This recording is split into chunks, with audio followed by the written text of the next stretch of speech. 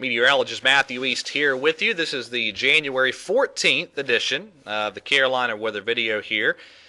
And starting off with a look at temperatures this morning, still a lot of cold air around the eastern part of the country, but this is really residual cold air left around from the latest blast of Arctic air earlier in the month. There's been no renewed pushes of Arctic air, so with each passing day, this air continues to get milder and milder, enough so that we're looking at 50s for highs today. That's going to feel very, very nice. We'll see some high clouds out there, but really a pretty nice day, mid to maybe even some upper 50s. And then tomorrow, I think upper 50s, and I wouldn't be shocked at all if some spots clipped the 60-degree mark tomorrow afternoon. Just a great couple of days coming up today and tomorrow.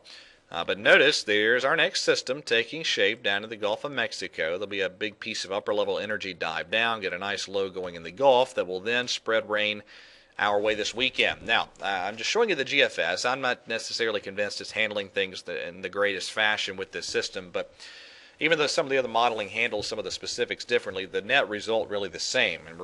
So I'll just show you the GFS here as we go through the weekend. We probably squeeze in a dry day Saturday during the daylight hours, but as we get into Saturday evening and Saturday night, that rain presses in. This is 1 a.m. Sunday on the GFS, and this is 7 a.m. So this is the precip that's fallen between 1 and 7 a.m. Those blue shades, that's an inch or so of rain. So a pretty good amount of rain in a 6-hour time span, and then that system will slowly pull away.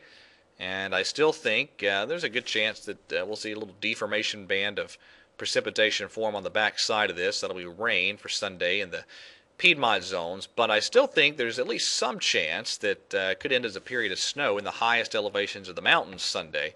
I'm not totally convinced of that, but it's a possibility that could end as some wet snow up in the mountains as the system pulls away on Sunday. But the big story here for the Piedmont, the upstate, northeast Georgia is rain with this system. This is going to be a moisture-packed system, and I still anticipate a widespread 1 to 2 inch rain, and some localized spots could see more. This is the HPC outlook, and notice they've highlighted 3 inches plus of rain from northeast Georgia into the upstate with this. So again, this is a moisture-packed system, and it looks like a very healthy rain event is on the way. Now, the El Nino really sort of flexing its muscle here over the next couple of weeks in the form of an active southern branch. That's going to mean likely a storm system for us every 3 or 4 days or so. So the weather quiet Monday. Now the GFS, this is again Monday. I think it's probably cooling things down a little too much in the eastern part of the country behind that system. Enough so that on the 0Z run, it actually indicated some type of wintry precip threat by Wednesday. I tend to think that's not correct. Most of the other modeling is milder. So sure, I think we will see a storm system by later Wednesday or at least by Thursday of next week. But at this point, I anticipate it being a rain-producing system. Now, I've talked about the next 10 days to 2 weeks. This is a milder pattern overall. This is the day 7 to 10 comparison on the European model on the left, GFS model on the right, and certainly during that time frame, a milder pattern in the eastern part of the country, and the main storm track is something like that, somewhere up in this area off to the north of our region. So most systems that press through only bring rain. But a couple features to note here. Notice some ridging in the Pacific trying to get into western Canada.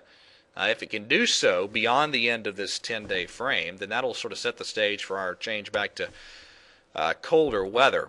And let me show you what the GFS has done back on the 0Z run. Again, you don't take specifics of this time range. I just show you this to show we're going to have an active storm track continuing. Moisture pack system moving through around the 22nd. Another one moving in around the 25th.